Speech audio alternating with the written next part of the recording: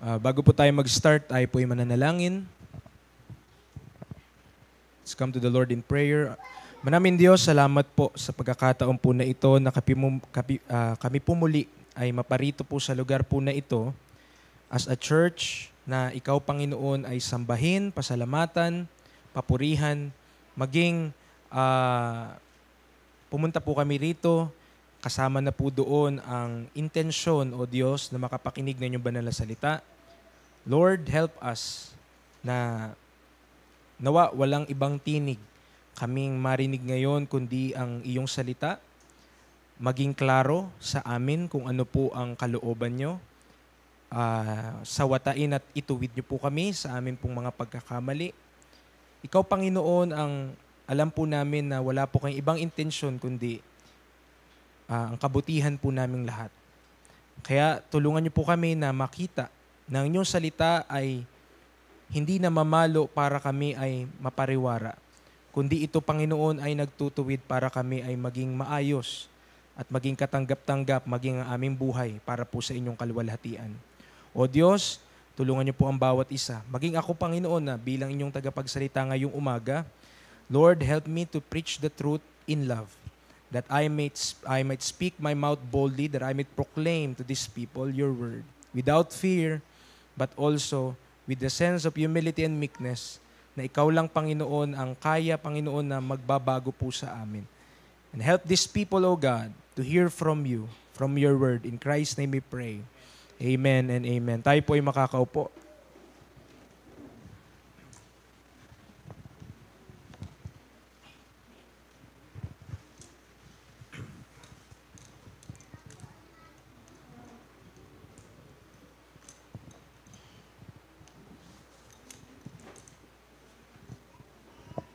Okay. Let me start this preaching po, mga kapatid, with an exercise. So, I request everyone to have a paper and a pen. So, please be honest with yourself. I don't need to see your answers. Hindi ko kailangan makita yung mga sagot, but it is within you and God. So, pagitan po natin at ng Diyos. So, ito po ay is an exercise designed para makita natin where we are in our Christian walk. Nasa saan tayo sa ating Christian walk. So I have 5 levels dito. Limang level. Dying,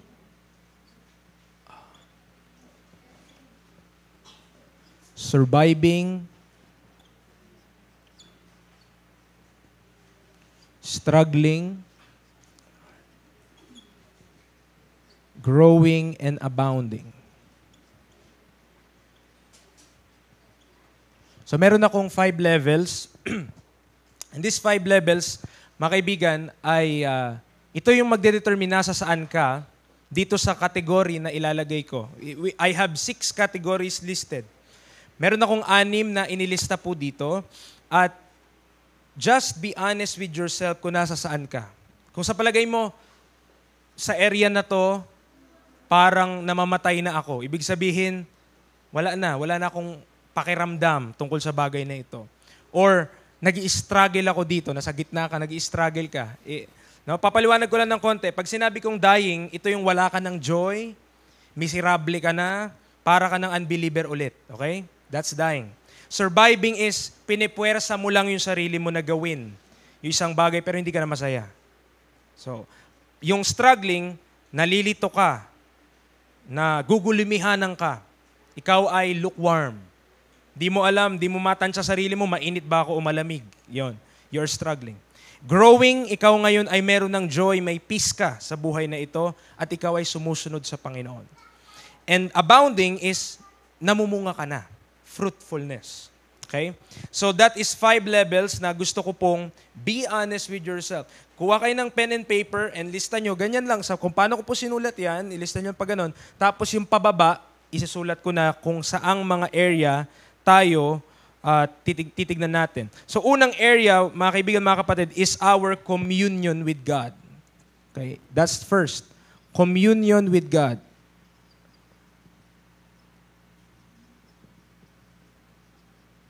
Kung di mo naintindihan kung ano yung communion with God, That is your relationship with God. Yung iyong relasyon sa Diyos, kamusta? Nasa saan dyan yung ating relasyon sa Diyos? Okay? Pangalawa, 6 lang po ito. Communion with God, human relationships. Papaliwanag ko po para di tayo mahirapan sa pagsagot. Human relationships. Okay. Pangatlo, we have love for the brethren.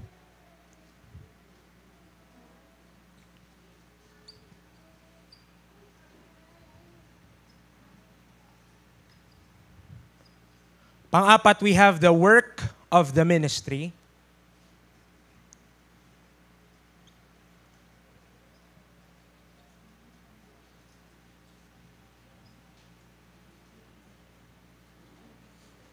Pang-lima, we have holiness and godliness.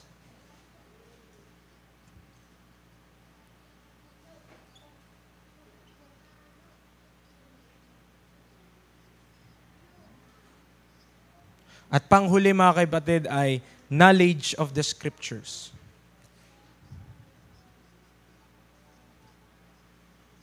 Sulat ko lang knowledge. Okay. So let me explain. No?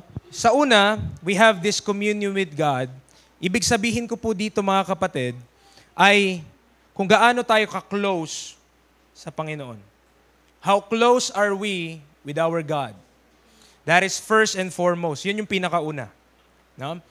Sa palagay nyo, ang akin ba, wag tayong titingin sa iba, just mind yourself. Okay? Tignan nyo natin ating sarili, nasa saan kaya ako? Am I dying with my communion with God? No? Ibig sabihin, yung Holy Spirit, hindi ka sensitive sa Kanya, pinatay mo yung Holy Spirit sa buhay mo. Ibig sabihin, hindi mo siya pinapakinggan. You're dying with your communion with God. Yun ang ibig sabihin nun. No? Kapag yung Holy Spirit ay wala nang, hindi ka na niya mautusan or hindi ka na niya mag-guide sa iyong buhay, it just means to say na you are dying with your communion with God.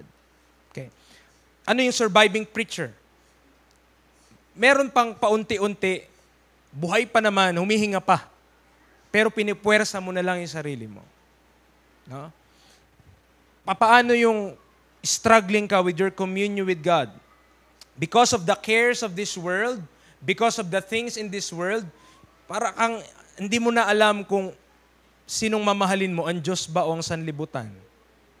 Okay? Nagigets niyo po kung ano yung gusto kong ipaano. So, merong 5 stage dyan, i-check nyo lang naman yan kung nasa saan kayo. Nasa dying ka na ba?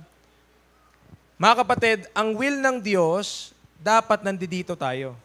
Kuha niyo po? Dapat nandiyan dyan. Kung merong anything na nandito ka, nawa po nasagutan nyo ng honestly, within yourself, kung meron kang anything na nandito ka, ibig sabihin kailangan mong mabuhay.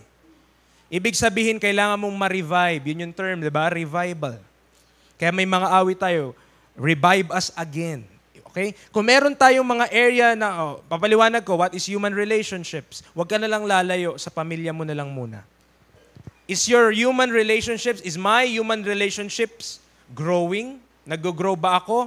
O nandito kayo sa surviving? Ay, surviving, titiisan na lang kayo. Wala ka na magawa eh. Yun na yun eh. Di ba? Nagtitiis na lang ba ako tinitiis na lang ba natin ang bawat isa? Ganon din sa love for the brethren. Tinitiis mo na lang ba yung katabi mo? Dahil ito lang yung ka-member mo sa church. Tinitiis ko na lang siya. Wala eh. Eh bakit ba ito pa yung na-save? Ba't hindi na lang yung ibang tao? Diba? Yun ba yung pakiramdam natin sa bawat isa? Or in the work of the ministry, nasaan tayong stage? Are we dying? Are we surviving? No? Are we struggling? Or are we growing?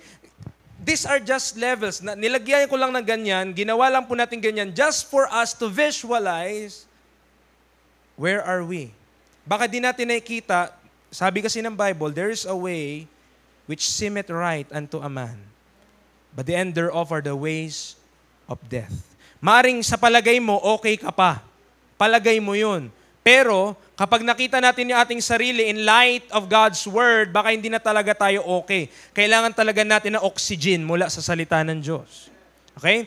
Kailangan talaga nating ma-revive when it comes to the Word of God. So holiness and godliness, kamusta yung application natin ng holiness and godliness? Baka tayo ay surviving lang. No? Baka para sa atin ang holiness and godliness is just for Sunday or kapag may ministry lang or kapag nasa church lang. No? So nasa saan tayo doon? Yung ating knowledge of the scriptures, kamusta? No? Lahat ng chismis, buhay tayo. Pero doon sa mga salita ng Diyos, wala tayong alam. Okay? So tingnan nasaan tayo, mga kapatid. Okay. Nasa saan po tayo in these areas of our lives? Are we enjoying the Christian life or we are just, alam niyo yun, parang mahuhulog ka na sa bangin at nakasabit na lang itong kamay mo na ito. Nakaganyan ka na lang. Konti na lang. Patay ka na. Konti na lang. Ano po? So mga kapatid, God does not want us na tayo po ay nag-struggle sa ating Christian life or, should I say, ayaw niya na stagnant tayo sa ating Christian growth. Okay? Ayaw ng Diyos yun. Gusto ng Panginoon, we are abounding in the work of the Lord. Gusto ng Panginoon, we are fruitful in our Christian walk. Yun yung gusto ng Panginoon. The reason why, one of the reasons why, isa sa mga dahilan kung bakit po tayo ay hindi lumalago, kung bakit wala tayo dito sa line na ito, ba't di tayo makalagpas from this dying, surviving, struggling to this growing and abounding, the reason why ay ang buhay Kristiyano po kasi ay hindi meant na kalahati lang ang puso natin sa Panginoon. It is not designed na mabubuhay tayo na kalahati lang yung ating binibigay para sa Panginoon. It is not designed that way. If you want the full benefit, then you must do the right thing. And that is to give our hearts and minds and soul sa Panginoon ng buo. It could not be half, it could not be 1/4, it could not be even 98%. Nagtira ka pa ng 2%. Yung 2% na yon, that is called an idol in your life. That is called an idol in my heart. At kapag merong idol sa ating puso, kapag merong idol sa ating buhay, then God is not pleased. Okay? Hindi makakakilos ang Panginoon ng maayos if there is an idol working in me or in my heart that replaces my God. Inuna ko dun yung communion with God. Because surely, kung ang communion natin sa Diyos nandito sa tatlong to, yung communion natin nandito, sigurado ako itong mga to nandito rin. Okay? Ang hirap mag-abound sa ministry kapag hindi ka okay sa Diyos eh. Kapag yung heart natin hindi tama sa Diyos, mahirap maging okay din sa mga kapamilya natin, sa work natin, sa school, nasaan tayo, hindi rin okay. Why? Because our communion with God is first and foremost not right. Kung hindi tama yung ating communion sa Diyos, kung hindi tama yung ating heart sa Panginoon, then all of those things ay hindi rin maayos. Nakukuha niyo po? Yun yung point. Yun yung pinch. Yun yung kumbaga, doon nakahang. If our relationship with God ay nandito ka sa growing, asahan mo na sa growing din yung iba dyan. Okay? Nandito rin yan sa right side. But if not, mga kaibigan, mga kapatid, then we are here. So anong kailangan natin kapag nandito tayo? Revival. Maaring iba sa atin, ang kailangan salvation. Okay? Maaring hindi saved. But if we are saved, then we need revival. Kailangan mabuhay yung spiritual life po natin. Maaring iba sa atin naghihingalo na. Okay? Nandun tayo sa surviving stage at malapit na tayo sa dying stage. But mga kapatid, our spiritual life should be growing and it should be thriving and it should be abounding sa Panginoon. Yun po dapat yun. Lahat yun, lahat ng number 2 hanggang 6, it will fall into its proper place. Magiging maayos lahat yun, basta ayusin mo yung relationship mo sa Diyos. Basta tama yung ating pag-ibig sa Panginoon, lahat yun magiging maayos. Okay? Kaya tayo hindi maayos on number 2 hanggang number 6. The reason why, kung bakit ganun yung ugali natin sa ibang tao, the reason why ganun yung ating way ng buhay is because first and foremost, we are not right with our God. Hindi tama yung puso natin sa ating Diyos.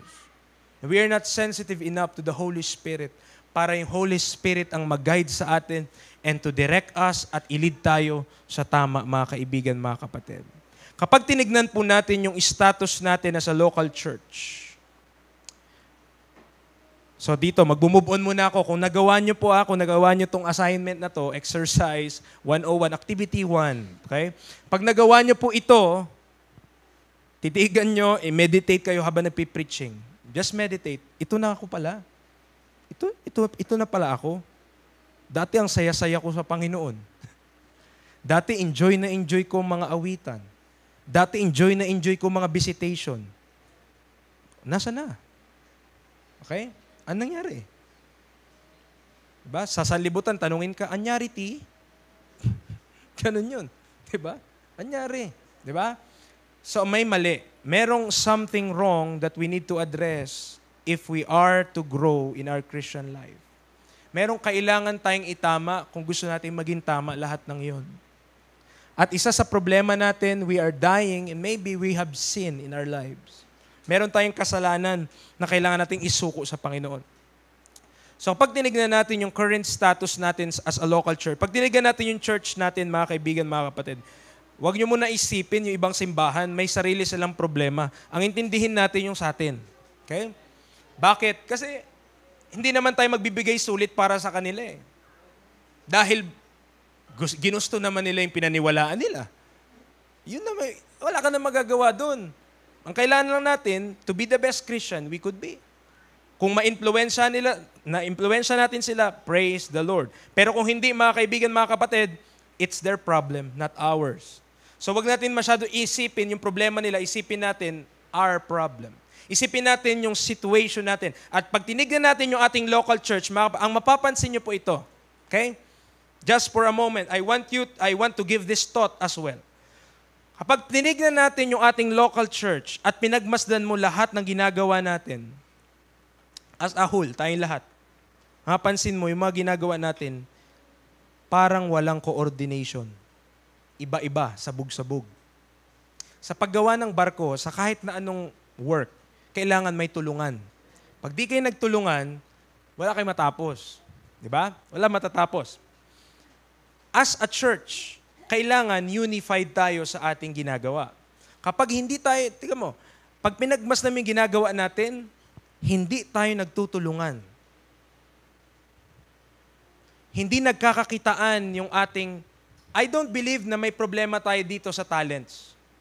I don't believe may problema tayo dito sa skills. Marami tayo nun. Amen. Marami tayong skills, marami tayong talento. Mga kapatid, magagaling tayo dito. Pinagpala tayo dito, pinaghusay tayo dito ng Diyos. Ang problema natin, di natin nagagamit ng sama-sama, tulong-tulong para sa Panginoon. Marami tayo, magaling kumanta. Marami tayong skills dito. Pero ang problema, pag hindi natin yan pinagsama-sama at pinagamit lahat sa Panginoon, kanya-kanya tayo, parang inapanood ko yan. No? Ang sabi ni General Luna ito, ang sabi niya, merong mga interest, kanya-kanyang interest kasi. No, sabi niya dun sa businessman, paano mo nasisikmura? Okay? Paano mo nasisikmura na gegera na kasi nun, nasisikmura niya pa na isipin yung negosyo niya imbis sa bansa niya. Sabi niya ganun.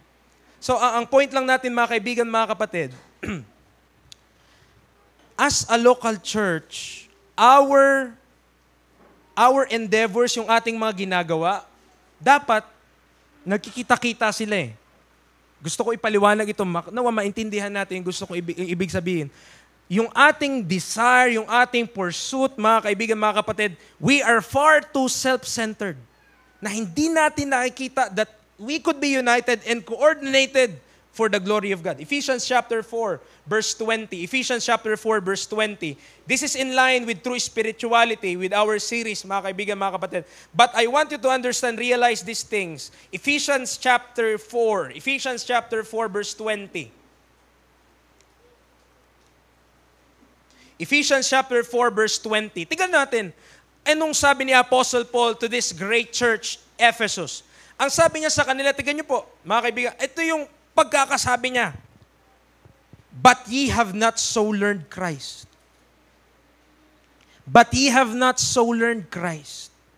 Is it possible na ang isang Kristiyano, napakatagal niya na sa simbahan, napakatagal niya na nag-aaral ng Biblia, pero hindi niya pa rin natututunan si Kristo?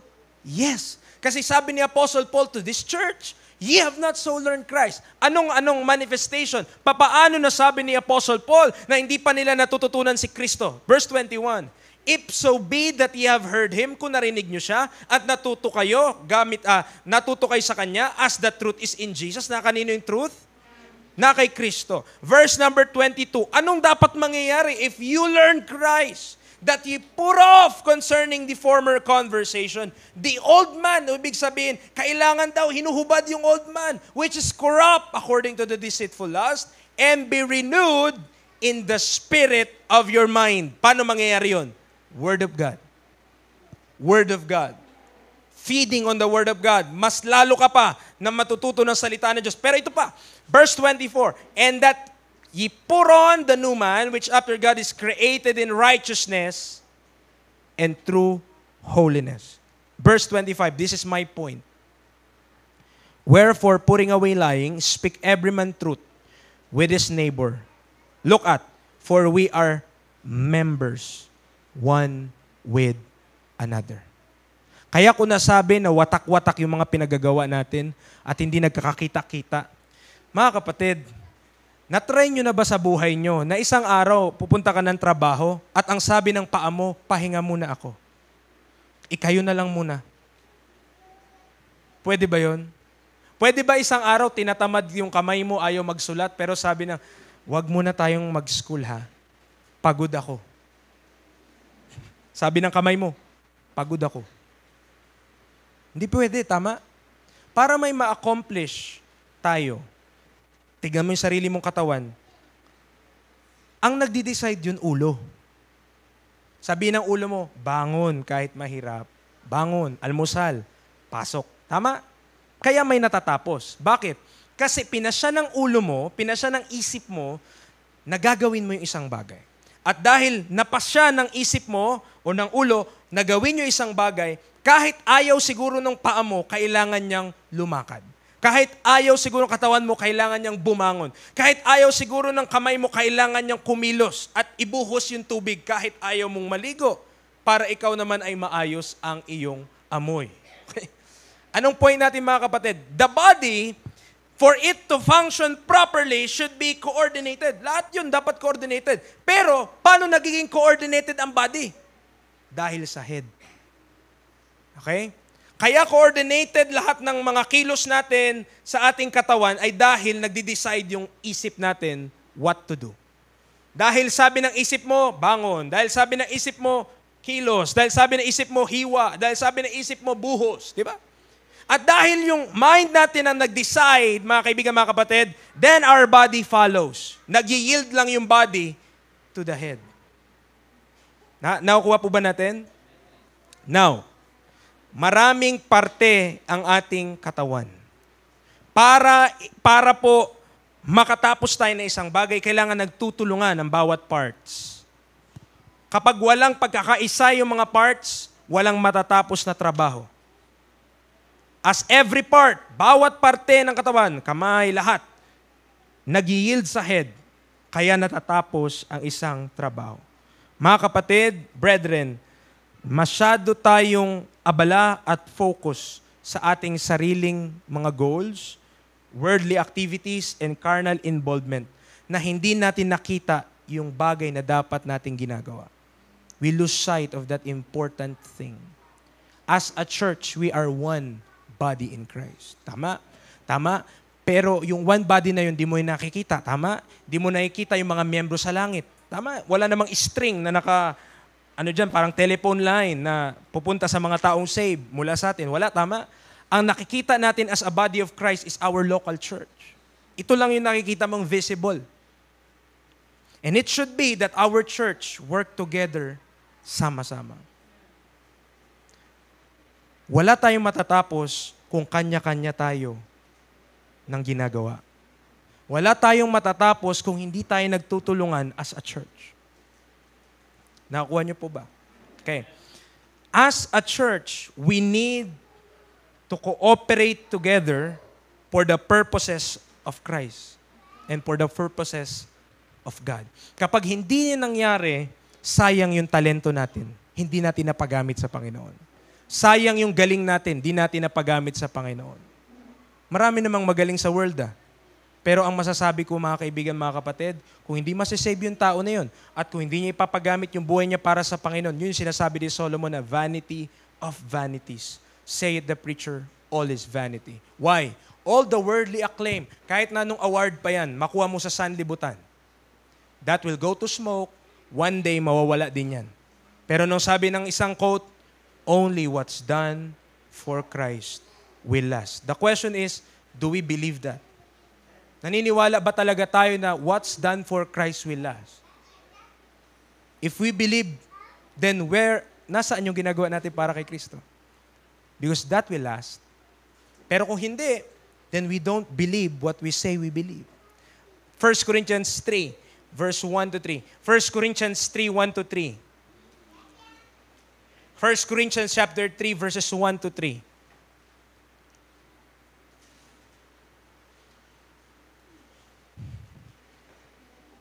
Tingnan natin, while Paul is addressing this church naman, this Corinthian church, ang sabi niya sa kanila in 1 Corinthians chapter 3, verses 1 to 3, sabi niya, at ako mga kapatid. Tingnan natin he addresses this church as brethren. Ibig sabihin, he knows na yung mga tao na to ay saved.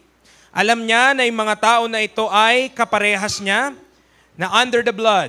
These people are also part of the body of Christ. Okay? Maliwanag po ba yun? Kasi in-address ni Apostle Paul itong church na to na mga brethren, mga kapatid. Pero anong sabi niya in verse number 1? And I, brethren, could not speak unto you as unto spiritual. Hindi ko kayo makausap bilang spiritual. Pero anong sabi niya? But as unto what? Carnal.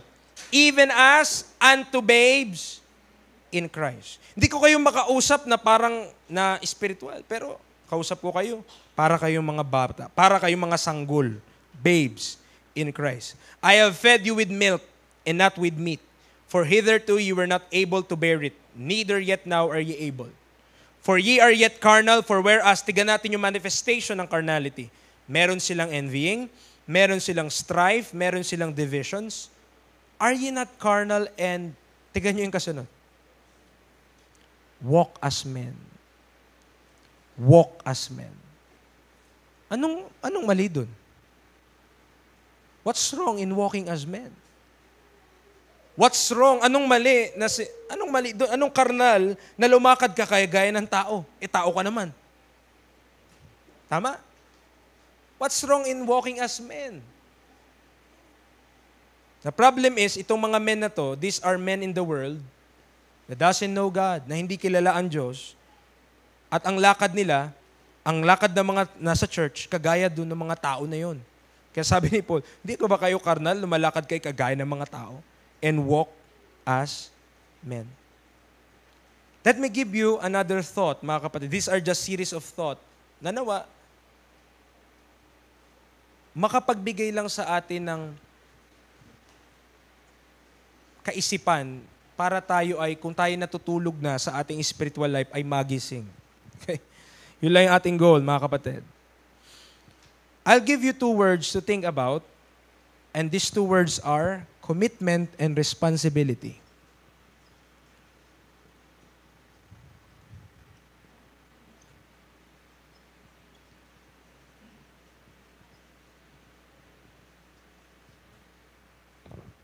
Okay? I'll give you 2 words. These words are commitment and responsibility. Pwede bang pwede bang mag-commit at pwede bang bigyan ng responsibility ang sanggol?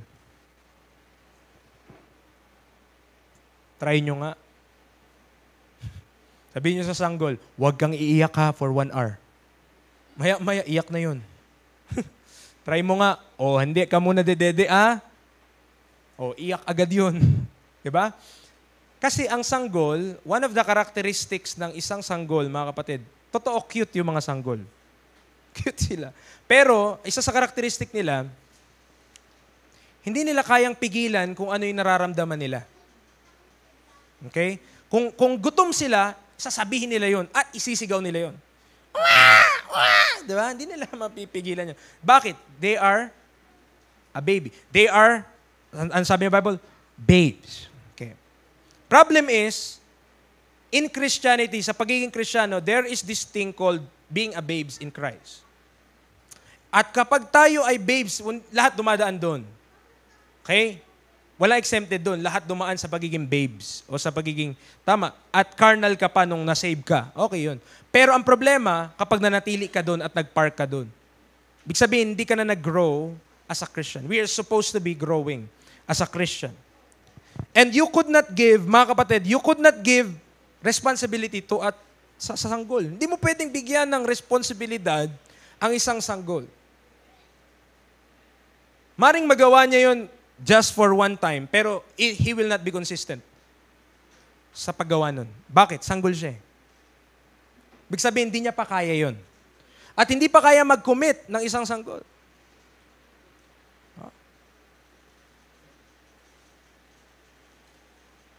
Bilang mga Kristiyano, we should be that kind of people. Tayo po dapat yung mga tao, tayo po dapat yung mga uri ng mga tao na kung saan meron din tayong isang salita at kaya tayong pagkatiwalaan. Okay? We should be that kind of people. Because if not, kung hindi mga kapatid, yun lang yung sinabi ni Paul, are ye not carnal and walk as men? Walang pinagkaiba yon sa sanlibutan. Walang pinagkaiba yon sa world, mga kapatid. Tayo ay nakagagawa ng oras, ibig sabihin nakahahanap tayo ng oras sa mga bagay na gusto nating gawin. I believe that to be true. Kahit ako, kaya kong gawin yun. No? Kahit sino po sa atin nakahahanap ng time na gawin kung anong gusto po natin. Tama po ba yun? Kahit gaano ka kapagod, kapag gusto natin maligo ng swimming pool, makahanap tayo ng way. Kahit gaano tayo kapagod, kahit gaano ka talaga pagod ka na, pero nakapag-set kayo ng gala, ay, nandudung ka rin sa gala. Why? Because you make time for things that you want. And you make time for the things that you love. Pwede rin, diba? Kaya nating gumawa ng oras, ibig sabihin, nakakahanap tayo ng time, at nakakahanap tayo ng resources, budget, para dun sa mga bagay na kung saan we enjoy at gusto natin. To the point na even we are sacrificing time, energy, and resources, nag-sacrifice ka pa para sa mga bagay na mahalaga sa iyo. Then, let us ourselves, tanungin natin yung ating sarili, bakit kaya kapag sa ministry ang hirap? Bakit kaya pag sa ministry, para akong nagbubuhat ng jug ng tubig? Walang maisip na iba, no? Jug na lang na tubig. Ba't parang ganun yung pakiramdam? Tama? No, just be honest with ourselves. Hindi tayo matutulungan ng Diyos kung magsisinungaling ka, pati sa Diyos. Tama? Bakit pagdating sa ministry, mahirap siya? Alam niyo yun? Kapag sa mga bagay na sanlibutan, ang dali lang nun. Madali lang. Hindi ka nga kailangan pilitin eh. Pero kapag sa ministry, ay, ang hirap talaga. Para ka may pasan-pasan. No? Bakit kaya ganyan?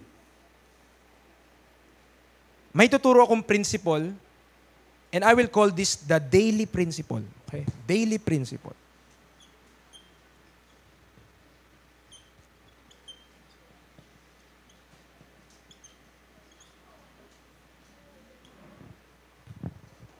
Preacher, ano yung daily principle? Turn to Acts 2, Acts chapter 2, verse 47. Acts chapter 2, verse 47.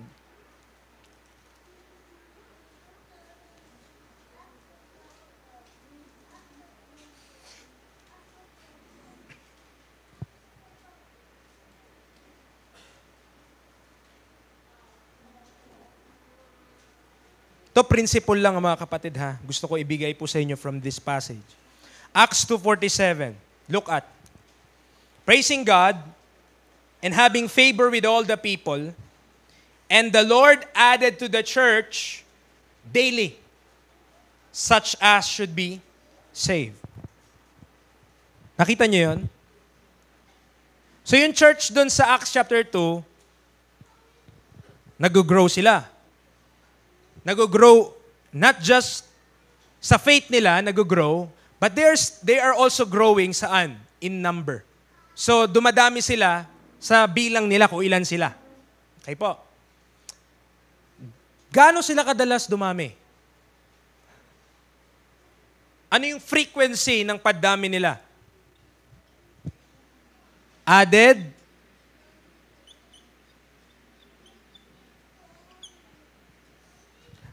daily. Preacher, what's your point? Tayo, kung dadami tayo dito, paano tayo dumadami? Weekly. Bakit naman, preacher, weekly?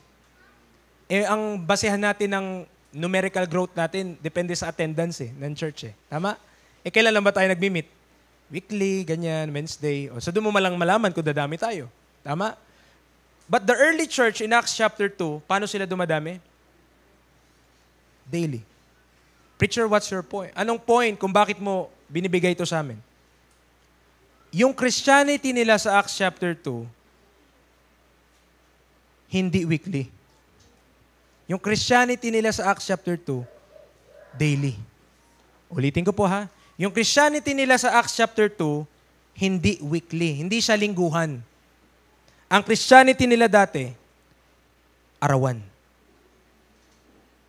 Kapag ginawa mo yung isang bagay na arawan, mas madaling gawin kesa kapag lingguhan lang. Kaya mahirap maglingkod para sa marami sa atin kasi ang paglilingkod natin lingguhan eh. Naka niyo po? Kapag lingguhan kasi, ang hirap nun. Ibig sabihin, hindi ka nakaka-build ng habit kung paano yung gagawin mo. Hindi ka nakaka-build ng habit kung paano mo paglilingkuran ng Panginoon. Kapag we are serving the Lord weekly, it's different when you serve Him daily. Tingnan niyo yung kanilang ginagawa. Akit ako, first 42, pababa, bago tayo dumating ng 47. Bear with me, I'm teaching you a principle at tinawag ko lang siyang daily principle. And they continued, verse 42, steadfastly in the apostles' doctrine and fellowship. Saan sila nagpatuloy? Doctrine. Saan pa? Fellowship. Mga kapatid, araw-araw po silang nagpe-fellowship. Okay? Nakakuha? And because of that, nag-grow sila. But not just in their faith to God. But they're growing in their sa bilang. Dumadami din sila. Araw-araw sila nag-soul winning eh. Araw-araw din. So ano pa? In breaking of bread and in prayers, and fear came upon every soul, and many wonders and signs were done by the apostles. And all that believed were together and had all things common, no? And sold their possessions and goods and parted them to all men as every man had need. And they continuing, listen, ito ulit yung principle, daily, with one accord in the temple, and breaking bread from house to house, did eat their meat with gladness and singleness of heart. Kung mapapansin mo, pag tinignan mo, dinaisect mo, yung church na ito, sa Acts chapter 2, they are a kind of church na yung normal nilang pamumuhay, kung papaano silang kumakain araw-araw, yung normal nilang pamumuhay, yun din yung ministry para sa kanila. Normal lang din, araw-araw. Hindi siya separate. Hindi siya parang church, parang ganyan, no? Parang, gato kasi yung nangyayari sa atin eh. Church, family, ganyan yun, no? Tapos work. Kumbaga, hiwa-hiwalay. Kata nyo? Hiwa-hiwalay siya. Sa Acts chapter 2, isang malaking bilog lang. Yan na yung lahat. Nandyan na siya lahat. Christian life ko yan. Lahat ng ginagawa ko, church, family, work, lahat yun para sa Panginoon. Christian life, umiikot lahat yun. Anong ibig sabihin mo, preacher? Hindi separate sa kanila, hindi separate obligations. Hindi hiwa-hiwala yung para sa pamilya ko to, para sa work ko ito, para to sa church namin. Hindi hiwa-hiwalay. Hindi ganun, mga kapatid. The Christian life, hindi separate. The Christian life, ito yun, buo yun. Whatsoever you do it heartily as to the Lord and not unto men. Kahit anong ginagawa natin, dapat sa Panginoon yun. Kapag hiniwa-hiwalay mo, ay talagang parang work nga talaga yung church. Kasi separate. Time for church. Time for family. Tama lang naman mag-segregate ka ng time for that. Pero lahat dapat, ang understanding natin, everything is for the Lord. Lahat ng ginagawa ko para sa Panginoon yun. Baka kaya stress na stress din tayo sa trabaho natin kasi niisip mo, pang lupa lang yun eh. Tama? No, my work, kapag ako nagtrabaho, iniisip ko para sa Panginoon yun. Yung kikitain ko dun, para din sa Panginoon yun. Yung ibibigay ko sa church, para naman yun sa Panginoon. Yung ikakain ko, para lang may lakas ako, para maglingkod pa rin sa Panginoon. Hindi siya hiwa-hiwalay. There should be unity when it comes to our Christian walk, when it comes to the Christian life. Kaya tayo pagod na pagod, mga kapatid, dahil hiwa-hiwalay yung buhay natin. Iba tayo sa work, iba tayo sa pamilya natin, iba tayo sa church. Alam mo yun, yung parang magsusuot ka ng iba't ibang anyo kapag nasa pamilya ka, ganito ka. Kapag nasa trabaho ka, ganito ka. Kapag nasa church ka, ganito ka. Iba-iba buhay natin eh. Anong tawag doon? Duplicity. Iba yung buhay mo sa pamilya nyo, iba yung buhay mo sa trabaho nyo. Sa trabaho nyo, ikaw yung cool. Cool like them. Sa pamilya nyo, ikaw yung chill. Pag sa church, ikaw yung holy. Iba-iba. Iba-iba, mga kapatid. No, kung ikaw ay saint, amen, dapat kung nasa saan ka man, saint ka. Amen, Kristiyano ka, kahit saan ka magpunta, hindi nawawala yung pagka-Kristiyano mo. Amen. Kahit anong ginagawa natin, hindi nawawala yun. Acts 20, another. Dito pa rin ako sa daily principle, mga kapatid. Acts chapter 20. Acts 20 verse 31.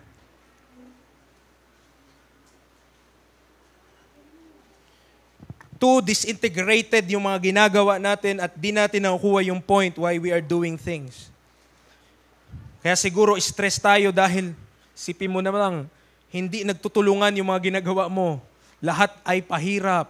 Acts chapter 20 verse 31. Therefore watch. Tignan niyo po si Apostle Paul ha. Anong ginagawa niya nung nagpunta siya doon sa Ephesus? And remember that by the space of 3 years, 3 years siya nandoon. Ano daw ginawa niya? I cease not to warn everyone. Hindi lang daily. Itong malupit, mga kapatid. Tinalo pa yung daily doon sa Acts 2. Siya, night and day. Hindi lang basta araw-araw tayo ha. Hindi, araw at gabi tayo. Sabi niya, night and day. At meron pa silang crying service. Umiiyak pa. Bakit siya umiiyak, mga kapatid? Hindi siya umiiyak dahil emotional na tao. Paul is crying dahil ayaw niya na mapariwara itong mga tao na to. Kaya niya wina-warn. Kasi pag alis niya, may mga grievous wolves na papasok sa church. May mga maninilo at may mga maninira. Kaya ang gusto niyang gawin, gusto niya ipakita sa kanila na mahal niya yung church na ito, na wina-warningan niya sila, night and day. Imagine, si Apostle Paul, mga kapatid, nag-work din siya. Pero yung ministry niya, everyday din. Paano nangyari yun? Paano niya nagagawa yun? Nagagawa pa siya ng tent, tapos every night and day, nagmi-minister pa siya. How? Ganun yun kung hindi hiwa-hiwalay ang buhay mo.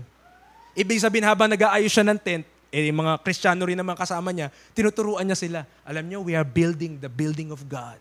Tuturuan niya pang practically. Habang ginagawa niya yung physical, temporal na duty niya as man, dahil kailangan niyang pakainin yung sarili niya at yung mga tao na nasa paligid niya, tinuturuan niya sila ng practical aspect of the Christian life because that is also important. Yun din ang importante. Kapag di natin naintindihan na yung ginagawa natin, kahit yung pagtatanim, lahat ng yun, pwede natin gawin lahat para sa kalwalhatian ng Panginoon yun. Amen. Hindi siya yung parang hobby mo lang. Gusto ko mangisda. Gusto kong maghunting, mamana. Gusto ko manirador. Diba? Daily.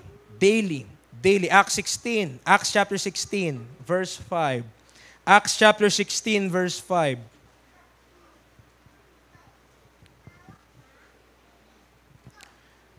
Ano sabi niya? And so were the churches established in the faith. Kagaya sa Acts 2, tignan nyo. And increased in number daily. Dumadami din sila daily. Ibig sabihin kasi, ito po ang idea kasi natin ng church ngayon, sa panahon natin ngayon, ganito. Yung parang, linggo, pupunta ka ng church. Ganon yung ideya natin pag sinabing church sa panahon natin ngayon. Pero sa kanila mga kapatid, pag sinabing church, lahat ng save yun, tama? Yung buhay nila araw-araw, yun na yun. So, pwede silang, kahit nag-aayos sila ng tubig, kahit anong trabaho nila, kung meron silang unbeliever doon na kasama, ganyan, para sa kanila, ministry yun. Lahat yun, ginagawa nila, ministry yun. That's why, they also increase in number daily. Kayo ba naniniwala, hindi nagtatrabaho yung mga tao na yan?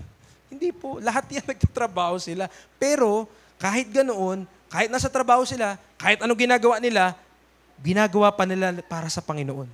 At dahil ginagawa nila para sa Panginoon, kung may kaluluwa yung tao na kausap nila, may kaluluwa yung tao na kinakasalamuhan nila, ibig sabihin, kailangan ding maligtas ng tao na ito.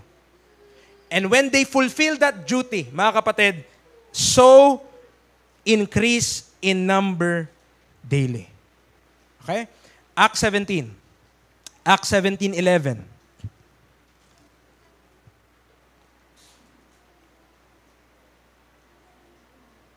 I hope huwag tayong ma-distract, mga kapatid. No? So, just kahit anong noise, hayaan nyo lang. No? Okay lang yun. Nakakatulog nga tayo sa kahit nagbibideo okay kapitbahay. Di ba? So, pwede rin tayo makinig kahit merong ingay. Okay lang yun. Acts 17 verse 11. Ano sabi niya? These were more noble than those in Thessalonica in that they received the word with all readiness of mind and search the scriptures every Sunday. No. They search the scriptures daily, whether those things were so. Anong pinopoint out ko? Yung daily principle, mga kapatid. Mahirap maging Kristiyano kapag lingguhan lang. Kapag hindi mo ginawang araw-araw yung pagiging Kristiyano mo, mahirap talaga maglingkod sa Panginoon. Pero kung ang mindset natin, kahit bibili ako sa hardware, Kristiyano ako. Kahit kakain ako sa 7-Eleven, Kristiyano ako. Kahit bibili ako sa drive-thru, Kristiyano ako. Kahit may kipag-usap ako sa mga katrabaho ko, Kristiyano ako. Then madali lang. Or mas magaan. Why? Kasi hindi mo na kailangang isipin kung sino ka sa time na yun eh. Ay, sino ba ako ngayon? Ay, ako pala ito. No, hindi na. Hindi mo kailangan mag-isip kung sino ka. Ikaw ay saved. Ikaw ay ligtas. Ikaw ay niligtas ng Panginoong Yesus. Ikaw ay Kristiyano. So, hindi mo kailangan mag-isip, sino ba ako ngayon? Teka. Hindi ko yata kilala yung sarili ko ngayon. No? We are a saved Christian kahit saan tayo pumunta. And we should love God. Dapat mahalin natin ng Diyos, mahalin natin ng iba kahit saan tayo pumunta, mga kapatid. Yung historic and biblical Christianity, nag-ooperate siya araw-araw, hindi lingguhan. Kaya sila lumalago. Amen? Kung meron sa inyo dyan, na sumagot dito ng growing and abounding, kahit saan dyan, growing and abounding, inaasahan ko, kasi araw-araw kang nagdi-desire na lumago sa Panginoon. Araw-araw. Sabihin, araw-araw nagbabasa ka ng Bible. Araw-araw nagpe-pray ka. Araw-araw nagsisik ka ng opportunity para mapakilala mo si Kristo. Big sabihin, you are not thinking na ako ngayon si worldly Ayan at bukas ako si spiritual Ayan. Hindi ganun. No? Hindi yung parang kapag nasa work ako yung worldly. Kapag nandito ako sa church, ako yung holy. Hindi nga ganyan. No? Kahit saan tayo nagpupunta, hindi dapat nag-iiba kung sino tayo. Tayo ay niligtas ng Panginoon, tayo ay hinugasan ng kanyang dugo, then dapat yun tayo wherever we go. Kahit saan tayo pumunta. Romans chapter 12. Di na ako nakapunta doon sa topic ko, okay lang naman. Romans chapter 12 verse 1. Romans chapter 12 verse 1. Tignan niyo po. Ito, ilang beses nating nabasa yan, ilang beses yun nakita ito, pero ilang beses na rin nating hindi sinusunod. Amen. Verse 1, I beseech you, sabi niya, I beseech you therefore, brethren, by the mercies of God. Mga kapatid, ang Diyos naawa lang din sa atin. Kinahabagan lang tayo ng Panginoon. Salamat sa kanyang biyaya. Ano? That ye present your bodies a living sacrifice, holy, acceptable unto God, which is your reasonable service. Itong sabi niya. Ang sabi po dito,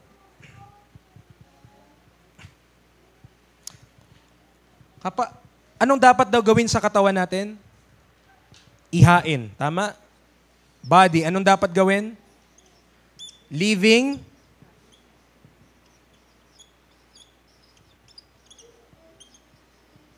Kita niyo yung word na yan?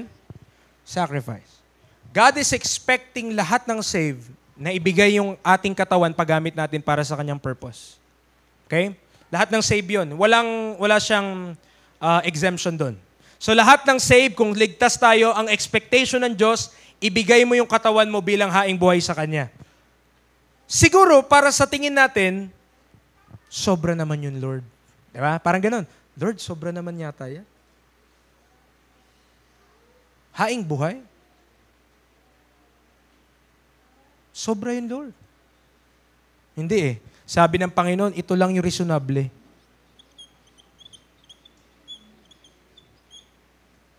Ano yung ibig sabihin ng reasonable? Hindi siya sobra-sobra, kundi yun lang yung tama. So pag binigay daw natin yung ating katawan bilang haing buhay sa Diyos, pinagamit natin yung ating katawan para sa purposes, para sa layunin ng Diyos, tama lang daw yun, sabi ng Panginoon. According sa Bible, according sa Word of God, when we give our bodies as living sacrifice, pinagamit natin para sa Panginoon, tamang paglilingkod pa lang yun. Preacher, buhay ko na yung hinihingi eh. Mga kapatid, ang Diyos ang gumawa ng lahat ng bagay. Ang Diyos ang nagbigay ng buhay. Ang Diyos ang nag-allow kaya ka pinanganak sinilang sa mundong ito. Amen. On top of that, dun pa lang dapat thankful ka na sa Panginoon. At dapat wala ka ng reklamo. Bakit? Siya nang lumikha sa iyo, siya na nagbigay na lahat eh. Ano pa ba? Pero on top of that, dahil merong sin, namatay pa siya para sa atin. Tama po ba? Si Kristo ay naging tao, ang Diyos ay nahayag sa laman, naging tao para mamatay para sa ating mga kasalanan. At ginawa niya yon dahil mahal niya tayo. Amen. Binigay ni Kristo yung kanyang buhay para tayo ay magkaroon din ng buhay so that we could live our lives abundantly. Now, kapag hiningi ng Panginoon yung katawan natin, hiningi niya, tama lang po yun. Hindi siya nag-aas ng hindi kalabisan na hingin ng Diyos yung katawan mo para sa Kanya. Hindi kalabisan na mag-ask ang Diyos na paggamit mo sa akin yung buhay mo. Kasi nararapat lang yun para sa Kanya. Preacher, marami po akong responsibilidad. Preacher, marami po akong alalahanin, marami po akong ginagawa. Amen. Alam ng Diyos yun. Tama? Bulag ba ang Diyos para di makakita? No, God is not blind. But God knows that we have a lot of excuses when it comes to Him. Alam ng Diyos, napakarami tayong excuse lang sa Kanya. Alam ng Diyos, yung mga time na nasasayang natin on things that we should not waste our time with. Alam ng Diyos yung mga time na hindi dapat natin gamitin sa mga bagay ng sanlibutan pero ginagamitan kaya naubos na yung ating lakas. But He's asking for our body as a living sacrifice, mga kapatid. Isang bagay pa, hindi lahat ng nararanasan natin sa buhay na ito, yun yung the best na gusto ng Panginoon mangyari. Ulitin ko po, hindi lahat ng nararanasan natin sa buhay na ito, sa mundo na ito, ay the best para sa atin. Anong point mo, preacher? Hindi ba't pinagbawal ng Diyos kainin ni Eva at Adan yung bunga ng kaalaman na mabuti at masama? Tama po ba? Pinagbawal yun ng Diyos. Pero, nahayaan ba ng Diyos na kainin nila? Inaalaw ba ng Diyos na kainin nila? Hindi ko sinabing gusto ng Diyos na kainin nila. Ang sinabi ko lang, nahayaan ba sila ng Diyos na kainin nila? Nakuha niyo? So, naalaw ng Diyos. Okay? Yun ba yung best para sa tao o hindi?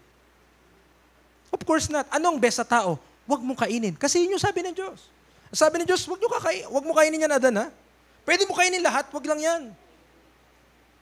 Nakuha niyo po? Sabi niya, huwag niyo kakainin. Iyan lang, huwag niyo mo kakainin. Lahat pwede. So ang best para kay Adan, kainin niya lahat maliban doon. That's the best. Ano sabi ng tao? Hindi, gusto ko try eh. Gusto ko i-try, ano kay lasa nun? So kinuha nila, kinain. So ngayon, anong consequence itong buhay na ito? Puro consequence. Bakit? Dahil doon sa kasalanan, pumasok sa sanlibutan. Now, ibig sabihin ba, yun yung best na gusto ng Panginoon? No? Of course, sasabihin natin, di hindi namatay si Kristo kung hindi pumasok ang kasalanan. Of course, alam na ng Diyos yun. Alam ng Diyos na dahil sa kasalanan, kailangan niyang mamatay. Alam ng Panginoon yun. But not necessarily na kinailangang mangyari yun para sa best ng Panginoon. No. Ang gusto ko lang i-point out, mga kaibigan, mga kapatid, may mga bagay sa buhay na ito na gusto nating gawin. Hindi nangangahulugan na nangyari na yun ang gusto ng Diyos. Okay? Hindi nangangahulugan na nakuha mo yung gusto mo, na gusto yun ng Diyos. Ang ibig sabihin lang nun, nakuha mo yung gusto mo. Okay? Ibig sabihin lang nun, our will prevails. Meron kasi tayong will eh. But not necessarily that is God's will for our life. Okay? 2 Timothy 2:26. 2 Timothy 2:26.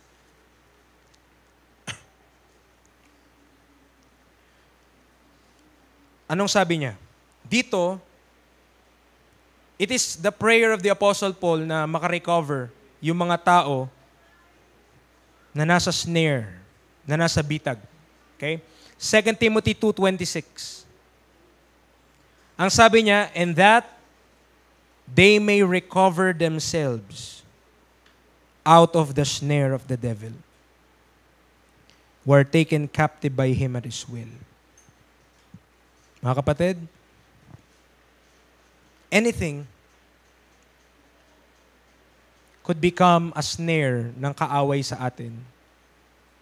Lahat, kahit yung mga nilikha ng Diyos. Okay? Ito po, ipapaisip ko ulit sa inyo, sino yung lumikha ng bunga na yon? Sino yung lumikha ng puno ng kaalaman na mabuti at masama?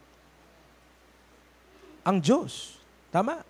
Siya yung naglagay nun dun eh. Tama? Pero sino yung gumamit nun sa mali? Ang kaaway. Ginamit niya para i-tempt si Eve para magkasala ang tao. So anything na mabuti, pwede rin gamitin ng kaaway para tayo ay mabitag. Anything good could become evil kung ilalagay mo sa kamay ng kaaway. Another example, para maintindihan yung sinasabi ko, Matthew chapter 4, so that we could understand this thing. Matthew chapter 4,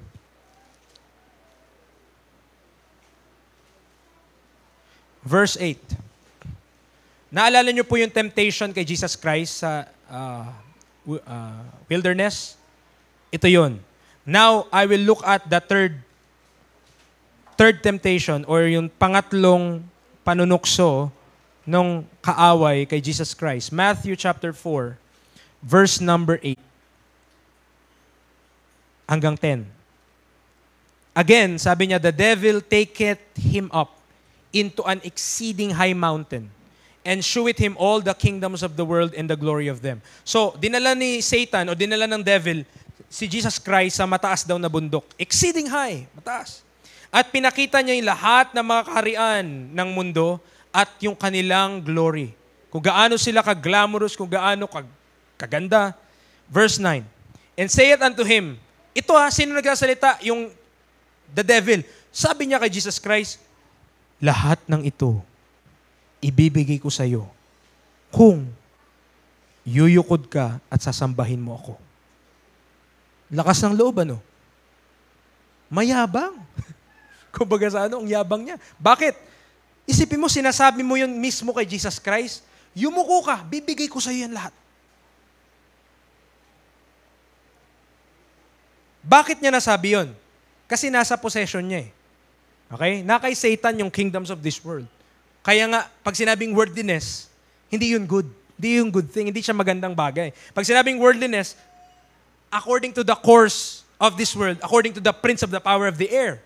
So, ibig sabihin mga kapatid, in verse number 8, habang sinasabi ng devil na umakyat sa high mountain, sabi niya, ito yung kingdoms of this world. Kung yuyukod ka, sasambahin mo ko, ibibigay ko sa iyo lahat ito. Tama yung offer niya. Okay? Kaya niya talagang gawin yon. He could do that. Okay? Kasi nasa kanya yun eh. Dahil yung tao nahulog sa kasalanan. So nakuha niya yung kingship dito sa kingdoms of this world. Pero mga kapatid, ito ang problema kay Satan. Totoo na nasa kanya yung possession ng kingdoms of this world. Kaya kaya niyang sabihin kay Jesus Christ, ibibigay ko sa iyo kung sasambahin mo ko. Pero, minanamaliit niya si Jesus Christ. Hindi kailangan ni Jesus Christ na yumuko sa kanya para makuha yon. In fact, kukunin talaga ni Jesus Christ yon. Pero hindi pa nung time na yan. There is no crown without the cross. There is no kingdom without Calvary. Kailangan dumaan muna si Kristo doon sa pagdurusa bago one day sa second coming, bumaba siya at kunin niya lahat ng ito. Ibig sabihin, when it comes to Satan, madalas, he is dealing with a good thing. Maganda naman yung kingdoms of this world. Talaga namang gusto ng Diyos na yung kingdoms of this world nasa kaharian niya. Pero, may timing ang Diyos. And when it comes to God's timing, kapag hindi mo sinunod yung timing ng Diyos, then it becomes wrong. And it became sin. Yung kingdoms of this world supposed to be, makukuha talaga ni Jesus Christ yan sa second coming, hindi pa ngayon, or hindi pa nung Matthew 4. Pero ino-offer na ni Satan. Ino-offer na ni Satan. Anong dapat nating matutunan mga kapatid? Okay? May mga bagay din bilang mga Kristyano na hindi mo kailangan pilitin. Hindi natin kailangan pilitin para makuha. We need to wait for that. And if you force the issue, maybe you are dealing with Satan and not with God. Kasi ang Diyos, meron siyang timetable. Meron siyang time na kung saan, this is the day that the Lord hath made. This is the time na Kanya pong i-execute kung anong gusto niyang gawin. But kung si Satan, mga kapatid, ang ginagawa niya, he is taking a good thing at ginagawa niyang mali. Very subtle lang yun. Napakamaliit lang na, sipin mo, difference lang naman yan sabi natin 2,000 years lang ang pagitan. Kunin mo na ngayon, ba't kukunin mo pa pag doon sa second advent o sa second coming? Ba't gusto mo pang kunin doon? Ba't di mo na lang kunin ngayon? At the expense of what? Ano naman ang magiging presyo nun? Ang presyo nun, sasambahin niya si Satan. And could God do that? Remember, God will not do sin in order to accomplish righteousness. God will not sin in order for Him to do right. Hindi po niya gagawin yun. Ang application niyan sa atin, Romans 6:1, shall we continue in sin that grace may abound? Ang katwiran natin minsan, ang Lord naman mabuti siya eh. The Lord is good. The Lord will, alam nyo, He will do it right. At the cost of what? May consequence lahat. Kaya sabi ko nung una, hindi porket inalaw ng Diyos, yun yung best ng Diyos para sa atin. Amen? Di porket God allows it, that is the best. Maybe, matigas lang ang ulo natin. Maybe, makulit lang tayo. That's why it happened. Romans 12:2. So, preacher, how could I know the will of God? Paano ko ngayon maintindihan? Paano ko malaman yung will of God? Gusto ko maintindihan yan. Ayoko nangangapa ako sa dilim. Ayoko na parang confused, para akong struggling sa aking Christian life. Romans chapter 12 verse 2. Ano pang sabi ng Bible? Kung gusto mong malaman yung good, acceptable, and perfect will of God, anong sabi niya? Be not conformed to this world, but be ye transformed by the renewing of your mind.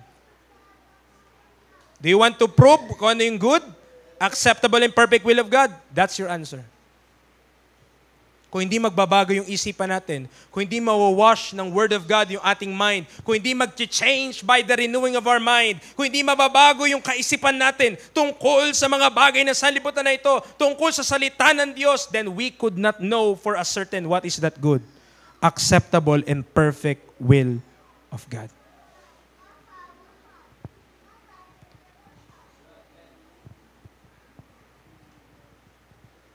May mga inaawit tayo eh. Isa sa mga inaawit natin yung we are just pilgrims and strangers in this narrow road, di ba? Yung kanta na yun, pilgrims on a journey on a narrow road. Di ba? Ano yung ibig sabihin ng pilgrim? Hindi ka taga rito. Ano ka lang? Parang bisita. So ano ka lang? Manlalakbay. Meron pa tayong inaawit. This world is not my home. I am just a passing through. My treasures are laid up somewhere beyond the blue. Totoo kaya? Is it true? Amen. Is it true with our practical life na talagang hindi natin to home? Baka we are too comfortable with this world na ayaw na nating umalis. Na pati rapture ayaw mo nang mangyari. Lord, wag ka munang darating. Gusto ko muna ma-experience lahat before you could come. Now mga kapatid, we could preach weekly ng ganito. Pero,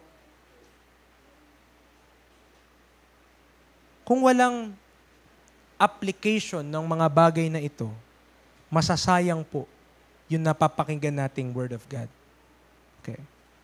There needs to be an application to the things that we are hearing.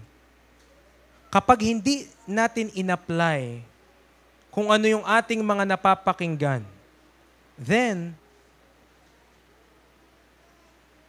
ang nangyayari, mas lalong hindi natin maiintindihan yung Christian life.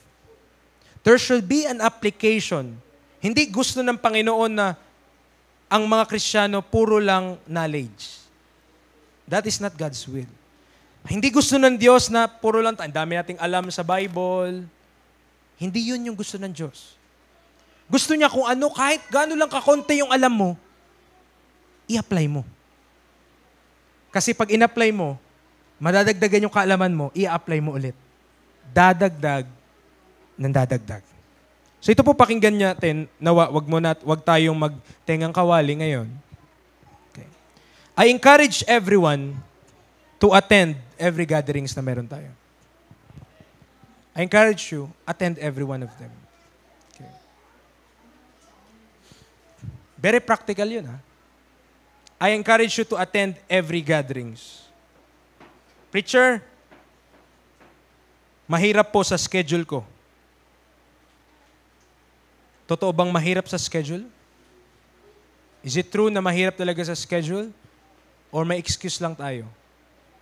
May schedule din yung sakit ng ngipin natin. Every Wednesday yun eh. Sakit ng ngipin ko. I encourage everyone to attend every gatherings and do it for the Lord. Ano sabi ng Colossians 3:23? Colossians chapter 3 verse 23, ano sabi ng Bible? And whatsoever ye do, do it heartily as to the Lord and not unto men. Right now, meron tayong Sunday, di ba? Meron tayong Sunday po. Tapos, meron tayong dalawang service kapag Sunday. Pag Wednesday, meron tayong prayer meeting.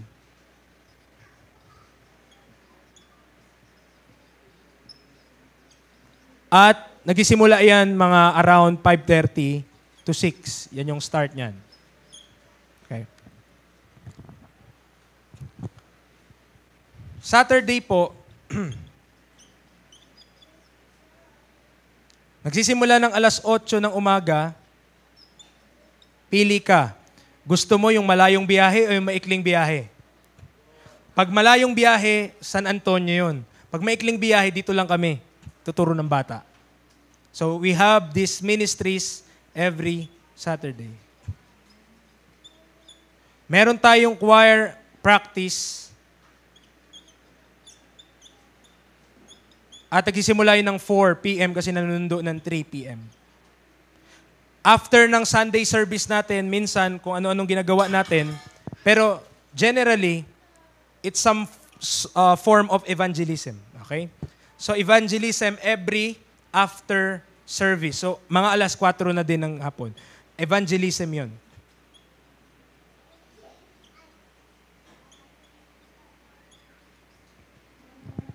Now I challenge you, hindi ko na sabihin na sa lahat, dahil sa iba siguro imposibleng gawin na lahat yan samahan mo. Okay lang yun. Talagang imposible mga kapatid. Paano ko nasabi? Hindi mo kayang nandito ka at nasa San Antonio ka at the same time. Paano mo yun gagawin? Yun ang tanong ko. So, maring sa iba sa atin, hindi natin kayang samahan lahat. Okay? But I challenge you, pumili ka dyan, itatak mo sa puso mo, isip mo, na nandiyan dyan ako, at ang schedule ko dyan, walang sino man ang pwedeng makapagpaalis. Non-negotiable. Okay? Now, when we say, samaring, di mo masamahan lahat, pero sabi mo, sige, pag linggo, itatak mo sa bato. At itapon mo para di ko na makita. Okay?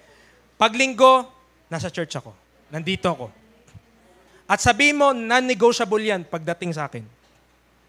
Walang sino man ang kayang makapagpaalis sa akin sa church every Sunday.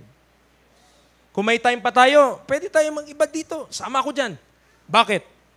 Ginagawa mo yan para sa Panginoon. Ginagawa ko yan para sa Panginoon. Okay? Mga kapatid, anong sabi natin kanina?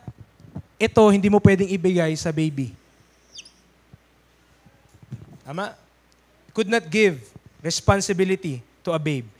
You could not expect a child or a baby na mag-commit. But if you could, baka nag-grow ka na. Hindi ka na baby. Okay? So, our prayer, my prayer, mga kapatid, we are not condemning everyone na hindi uma-attend. May narinig ba kayo na kinondem kayo? Na mga hindi nang uma-attend, impyerno kayo. Wala kang ganyan ah. Bakit? We know, doktrinado na kayo. Alam nyo yung ligtas kayo. Papunta kayo ng langit. Praise God. Ang kailangan nyo lang gawin, live like you are going to heaven. Mabuhay na ngayon na talagang papunta ka ng langit. Amen? Papunta ka na doon. Diba? Pakita mo na lang. Baka ikaw lang nakakaalam eh.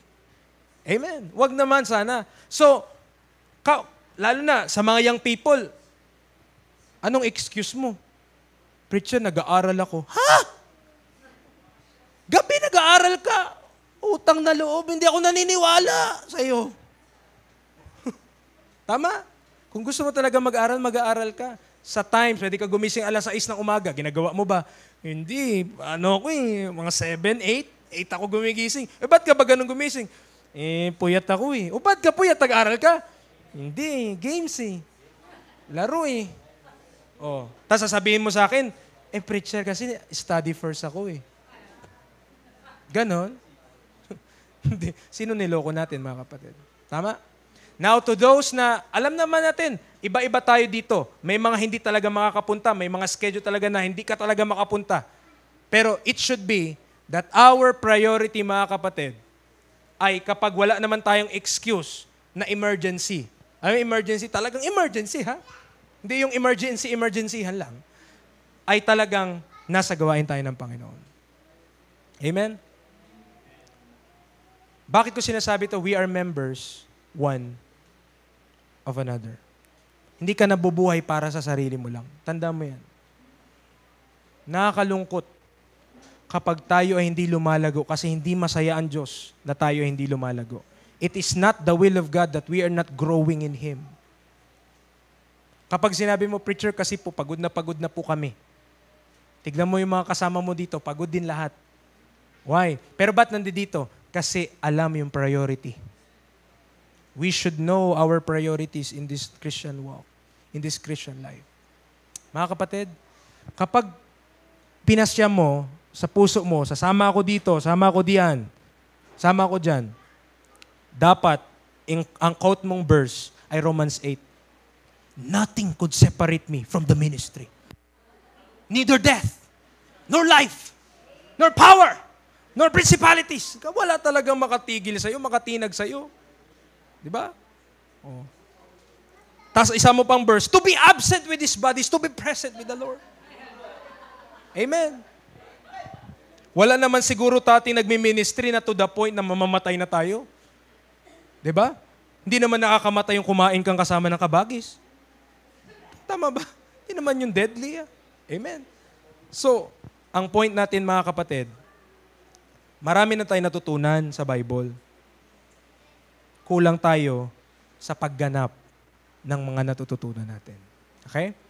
So what we should do ay yung pinagawa ko kanina, reflect upon that, tiga natin, okay, malayo na ako sa Panginoon. Hanggang parang mamamatay na ako Konti na lang, isa na lang bakterya ang di pumipirma. Hindi natitibok yung aking artery. Artery. So, mga kapatid, ito very practical siya. Meron tayo kasing schedule Mahirap kasi maglingkod sa Panginoon walang schedule din. Alam mo yun? Okay yan, may schedule. Maganda yan. No? So maging matapat lang tayo dyan. Atinan natin. Kung nandun ka sa stage na pinipwersa mo lang yung sarili mo, gumraduate ka, dito ka naman sa struggling. At least, maakyat ka ng konti. No? Pero maganda, nasa growing tayo. Okay? Yung ini-enjoy na nating Christian life. Hindi yung para tayong mga patay. Walang pakiramdam. Yun yung nadudulot ng kasalanan sa buhay, mga kapatid. It's either ikaw ang mamatay sa sarili o mamamatay ka sa kasalanan habang ikaw ay saved. Pipili tayo. Now, tayo manalangin. Lord, thank you, Lord, sa time na ito. Thank you, Lord, sa umaga pong ito. Sa inyong pagpapaalala po sa amin. Panginoon, wala po kayong intensyon na masaktan po kami, na kami, Panginoon, ay maging kawawa at hindi maging masaya sa buhay na ito. Lord, what we read in the Bible is a life of rejoicing, a life that has joy and peace. At marami po sa amin dito ang wala po nun, Panginoon. So Lord, enlighten our understanding, open the eyes of our understanding, na makita namin anong ginagawa naming mali, to repent, change our ways, and trust Thee, na pagtiwalaan ka, O Diyos. Lord, hindi po matatapos ang mga problema sa buhay na ito. Hindi titigil yung mga suliranin na meron po kaming kakaharapin. Pero tulungan niyo po kami na magtiwala po sa inyo lagi, araw-araw, sa inyo pong biyaya, sa tulong po na nanggagaling po sa inyo, na kami po'y magiging matapat. Mahirap po, nakakapagod, marami po kaming ginagawa, abala po kami sa sanlibutan, pero paunawan niyo po sa amin na itong mga bagay na aming ginagawa po namin para po sa inyo. At hindi para sa aming mga sarili. Panginoon, wag po nawa kami manghinawa, mapagod sa aming mga ginagawang paglilingkod po sa inyo. At kung hindi pa po kami naglilingkod, tulungan niyo po kami na magsimula at gamitin kung ano pong meron po kami, lakas, talento, resources para po sa inyong kaluwalhatian. Help this church, Lord. I pray that this church might continue to grow at marami pa pong mga kaluluwa, magamitin niyo po kami para masave po sila. Pero work in us as well, Lord. Huwag mo po kaming pabayaan. Huwag mo kaming iwanan na parang wala na kaming pakiramdam sa mga salita mo. Panginoon, revive niyo po kami. Yung amin pong spiritual life. Nawa magkaroon po ng buhay at di po kami parang mga patay. Na pumupunta lang kami ng simbahan pero wala na po talaga kaming pakiramdam. Salamat, Lord, dahil may Word of God. Salamat, Lord, dahil merong fellowship. Salamat, Lord, may mga kapatiran na nandiyan dyan, nakaka-encourage ang kanilang pagdalo, nakaka-encourage ang kanilang presensya. Pero sa lahat ng ito, Panginoon, ikaw nawa ang maitaas. Ikaw ang magbigyan ng papuri at lagi po ng pasasalamat. Sa pangalan ng Panginoong Hesus. Amen and amen.